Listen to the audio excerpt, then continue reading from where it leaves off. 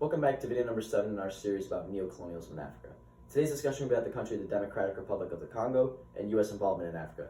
These two topics are intermingled, as DRC was one of the first countries the CIA was involved in. To begin, let's discuss the current state of DRC, as it will show a great effect of what CIA involvement has caused in Africa.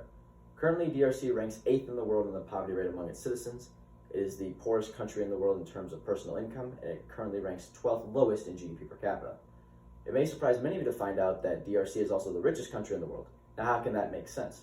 DRC has the most valuable natural resources in the world, which make it the richest country in the world in terms of natural resources. The problem arises that DRC rarely sees any of the resources that it has. Foreign influences, including Israeli billionaires, American corporations like Apple and Tesla, and Chinese corporations like China Molybdenum and Gécamines, exploit Congolese resources. Diamonds and cobalt are prized possessions among the exploited forces.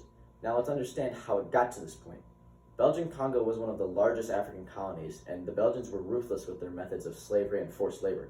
The Congolese people were massacred by the Belgians, and as many as 10 million people died under the rule of King Leopold II. After Belgium decolonized Belgian Congo, a man named Patrice Lumumba, who was a widely known activist there, was elected the country's first prime minister. Lumumba was seen as a big threat to Belgium and the US, as his leftist ideas wanted to break the influence they had over DRC. This is where the CIA would first get involved. The CIA very soon after developed plans to assassinate Lumumba. Former CIA agent and head of the Angolan task force, John Stockwell, confirmed this when he exposed the crimes of the CIA.